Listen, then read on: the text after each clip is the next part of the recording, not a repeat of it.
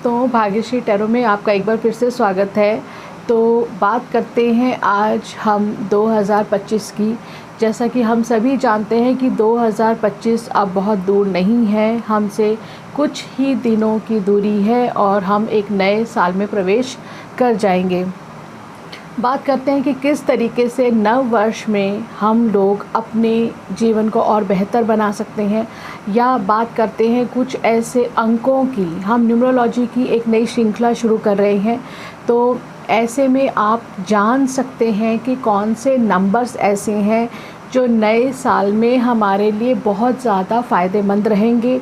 या बात करते हैं उन डेट्स की जो नव वर्ष के साथ, यानी कि अगला साल 2025 मंगल का साल है, मार्स प्लैनेट का साल है। तो हम शुरू करेंगे अपनी श्रृंखला को नंबर 1 से, यानी कि उन लोगों की जन्म तिथि से जिनका जन्म किसी भी महीने की 1 तारीख, 10 तारीख, 19 या 28 तारीख को आता है। तो हम जानेंगे इसी श्रृंखला में 1 से लेकर के हम 9 तक के नंबर्स को एक के बाद एक लेंगे और देखेंगे कि किस व्यक्ति के जीवन में, यानी कौन से नंबर्स ऐसे हैं जो 2025 में सबसे ज़्यादा सक्सेसफुल होंगे और उनकी सक्सेस का कारण क्या बनेगा। और यदि कुछ ऐसे नंबर्स जो सक्सेसफुल नहीं होंगे तो हम ये भी जानेंगे कि क्या ऐसा कोई काम करें, कोई ऐसी रेमेडी करें या कोई ऐसा क्रिस्टल वो यूज़ करें जिसके माध्यम से वो अपने लाइफ को थोड़ा बेटर बना सकते हैं।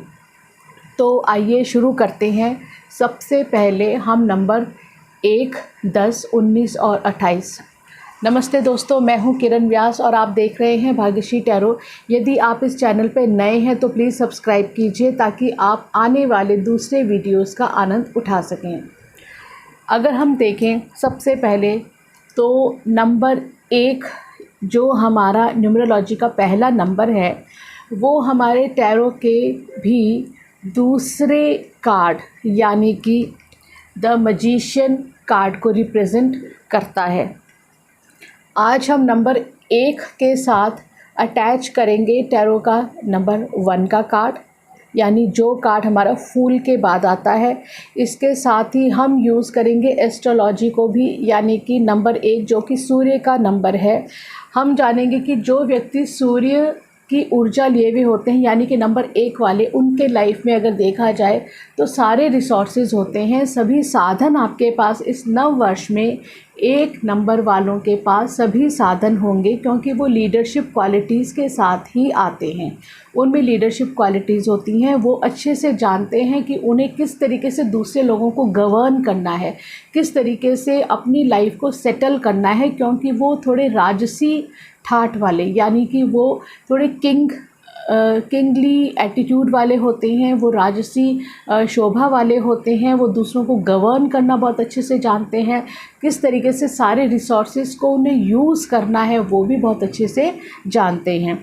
तो यदि आपके लिए 2025 की बात की जाए तो आपका 2025 बहुत ही अच्छी से बीतेगा, क्योंकि मंगल प्लैनेट आपका मित्र है।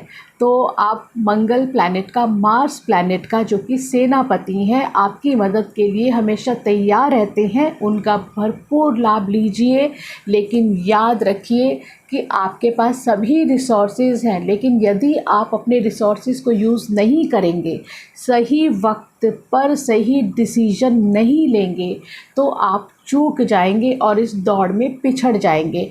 और कहीं ना कहीं आपके ऊपर डिवाइन पावर्स की बहुत ज़्यादा ब्लेसिंग्स आ रही हैं, इसलिए आप अपनी उन ब्लेसिंग्स का ध्यान रखिए। उन ब्लेसिंग्स को और ज़्यादा प्राप्त करने के लिए आप सूर्य उपासना कर सकते हैं, या यूँ कहिए कि सनलाइट में बैठ करके आप हनुमान चालीसा पढ़ सकते हैं। इससे आपको मार्स प्लैनेट की ऊर्जा बहुत ज़्यादा मिल सकती है।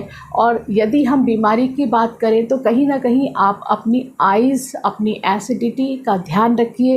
एक्सीडेंट की बात करें तो हम चाहेंगे कि आप अगर सड़क पर किसी वाहन को चला रही हैं तो उसकी स्पीड पर आप कंट्रोल रखिए, अपने अग्रेशन पर कंट्रोल रखिए। और जो रेमेडी है वो यही है कि सूर्य उपासना और मंगल उपासना आप नियमित रूप से कीजिए।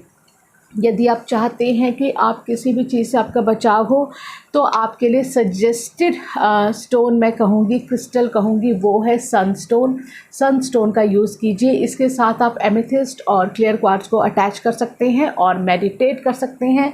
आप सेलेनाइट का प्रयोग कर सकते हैं। तो इस तरीके से ये सिंपल स्टोन्स और सिंपल रेमेडीज़ आपके 2025 को बेहतर बना सकती है। आइए बात करते हैं दूसरे नंबर की, जो कि है 10 नंबर।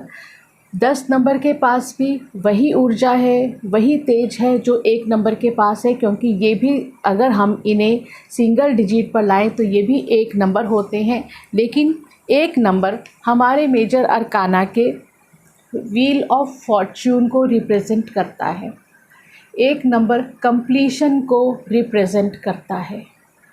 10 का नंबर हमारे मेजर अरकाना के व्हील ऑफ फॉर्च्यून की उन सभी बातों को रिप्रेजेंट करता है कि यदि हमने अपने जीवन में छोटी छोटी चीज़ों का ध्यान नहीं रखा, हम यदि अलर्ट नहीं रहे, दूसरी बात, यदि हमारे पास नॉलेज नहीं हुई, यानी सही समय पर सही नॉलेज का अगर हमने इस्तेमाल नहीं किया, या फिर अगर हम चापलूसी में बहुत ज़्यादा आ गए, कोई आपकी बहुत तारीफ़ कर रहा है और आप उस तारीफ़ से इतने ज़्यादा अपने आप को और ज़्यादा ऑब्सेस्ड हो रहे हैं, तो आप यकीन मानिए कि आपकी प्रोग्रेस आपसे दूर चली जाएगी।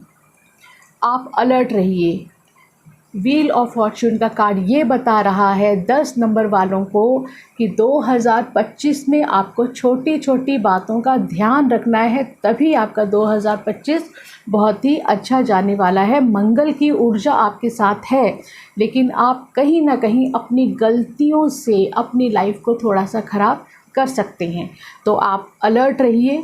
आप राहु का ध्यान रखिए, राहु प्लैनेट का आप ध्यान रखिए। किसी भी तरीके से छोटी छोटी गलतियों से बचाव कीजिए, यानी कि आप किसी के बहकावे में ना आइए। कोई आपकी चापलूसी करता है तो उसे आप अपनी नेगेटिविटी मानिए, उसे ओवरकम करने की कोशिश कीजिए। अलर्ट रहिए, अपने आसपास हर चीज़ पर ध्यान रखिए, किसी डॉक्यूमेंट पर साइन ना कीजिए और बिल्कुल भी बहकावे में ना आइए। और अगर आपने कुछ नया ट्रेनिंग लेनी है तो ज़रूर लीजिए। अपनी पहले के ज्ञान पर इतना भरोसा ना कीजिए। मंगल की ऊर्जा आपके साथ है। आप राहु के भी उपाय कर सकते हैं 2025 में। 10 नंबर वालों के लिए राहु के उपाय के साथ साथ मंगल का भी उपाय करना बहुत ही ज़रूरी है। और इनको भी रेमेडी के तौर पे अगर वो क्रिस्टल यूज़ करना चाहते हैं तो सनस्टोन, एमेथिस्ट और क्लियर क्वार्ट्ज उनके लिए सबसे अच्छे स्टोन्स हैं जिनका वो यूज़ कर सकते हैं। यानी यूँ कहिए कि 1 नंबर वालों के लिए सभी कुछ उनके पास है, पर उन्हें टाइमली यूज़ करना है। और 10 नंबर वाले जो कि किसी भी काम को कंप्लीशन पर ला सकते हैं, काम ख़त्म कर सकते हैं, लेकिन अपनी लापरवाही कहिए या यूँ कहिए कि वो दूसरों के बहकावे में आ सकते हैं, या फिर वो किसी की चापलूसी का शिकार हो सकते हैं, किसी की एविल डीड्स का शिकार हो सकते हैं। तो प्लीज़ उनसे बचिए और अपनी क्षमताओं पर भरोसा कीजिए। धन के मामले में किसी पर भी यकीन मत कीजिए। क्रिस्टल का यूज़ कीजिए, मार्स प्लैनेट की आप रेमेडीज़ कीजिए, इससे आप बच जाएंगे। अब हम बात करते हैं 3rd नंबर की, यानी कि 19 नंबर की। यदि आप 19 नंबर की बात करें तो हम 2025 में 19 नंबर को, 19 नंबर को कुछ इस तरीके से देखते हैं। टैरो के अकॉर्डिंगली 19 नंबर द सन का कार्ड होता है। जैसा कि हम इस कार्ड से देख सकते हैं कि 19 के पास सूर्य की पूरी ऊर्जा है। 19 एक ऐसा नंबर है जो अपने आप में सूर्य की पूरी प्रतिभा को लेकर के निखरा हुआ है। यानी कि एक ऐसा बच्चा जो घोड़े पर सवार है और समय से पहले ही उसे सब कुछ मिल गया। यानी अभी वो इतना छोटा है कि उसकी क्षमताएं अभी तक निखरी नहीं है, या यूँ कहिए कि अभी वो उम्र के उस पड़ाव पर है जहाँ पर किसी को भी अचंभा हो सकता है कि उसने इतनी जल्दी इतनी सारी चीज़ों को किस तरीके से सीख लिया, कर लिया, या जीवन में बहुत बड़ा मुकाम हासिल कर लिया। तो 19 कुछ ऐसे ही नंबर को रिप्रेजेंट करता है। लेकिन यदि हम न्यूमरोलॉजी की बात करें तो आप इस नंबर के अकॉर्डिंगली किसी ऐसे कर्म से बाधित हैं, कोई ऐसा आपका कर्म है जिसकी वजह से आपने ऊंचाइयों को ज़रूर पाया है, लेकिन उस ऊंचाइयों की वजह से आपको अपनी क्षमताओं पर ओवर कॉन्फिडेंस हो गया है, या यूँ कहिए कि आपको अहंकार हो गया है। तो 19 नंबर वाले प्लीज़ 2025 में अपने अहंकार पर अंकुश लगाइएगा, क्योंकि यदि आपको कोई चीज़ मिल रही है तो वो आपको अपनी क्षमताओं नहीं बल्कि परमात्मा की कृपा से भी मिल रही है। इसलिए अपने ईश्वर का ध्यान करना और उनका धन्यवाद करना आप ना भूलिएगा। और आपके लिए 2025 में यही बात कही जाती है कि ओवर कॉन्फिडेंट होकर कोई डिसीजन आप मत लीजिएगा।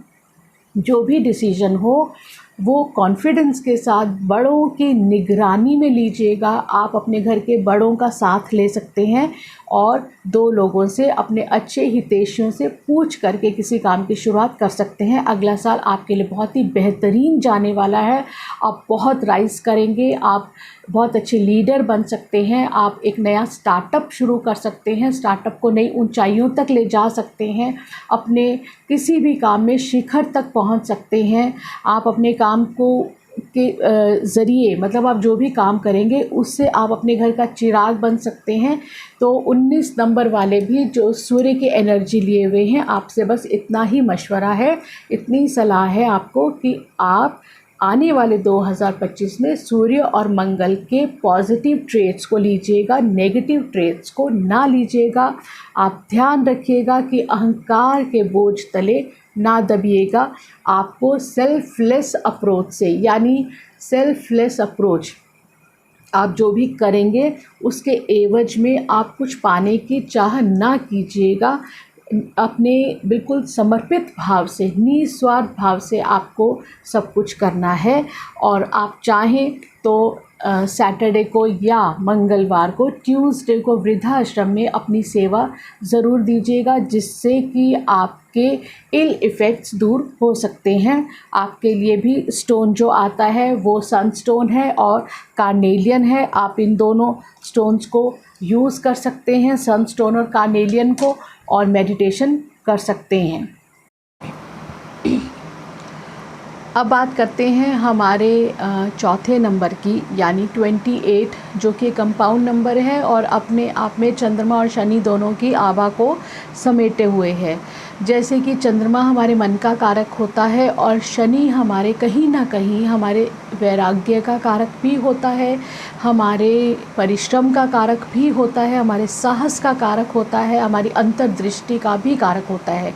यानी अगर जीवन में बहुत मेजर डिसीजंस लेने हैं तो शनि प्लैनेट हमारी बहुत मदद करता है, और वो भी तब जब उसे चंद्रमा का सहयोग मिल जाए। लेकिन कई बार चंद्रमा और शनि के मेल से, क्योंकि एक प्लैनेट हमारा जल है और दूसरा हमारा लौह तत्व है, तो कहीं ना कहीं जीवन को जंग लगने की भी संभावना होती है।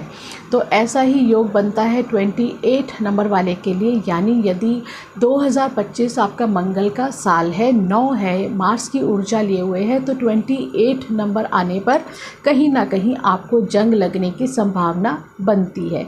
यानी आप इस साल थोड़ा सा ध्यान रखिए, क्योंकि आप 1 नंबर से रूल्ड हो रहे हैं, क्योंकि जब 2 + 8 बनता है तो वो फिर से कहीं ना कहीं 10 होता है और 10 से वो 1 बनता है।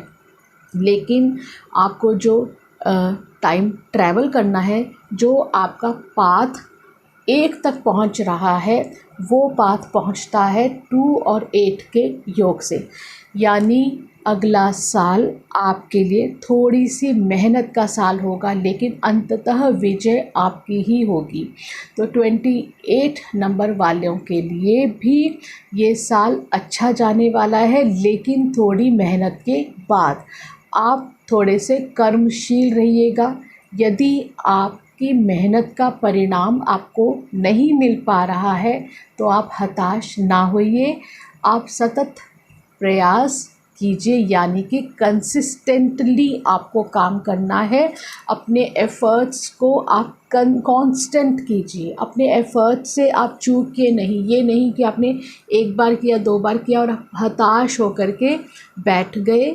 आप अपने पेशेंस को थोड़ा सा बना के रखिए और सब्र रखिए, आपके काम ज़रूर बनेंगे। तो 28 वाले यदि अपने इमोशंस को, क्योंकि अगर हम देखें तो 28 का नंबर बनता है हमारे हाई प्रीस्टेस और हमारे स्ट्रेंथ के कार्ड से।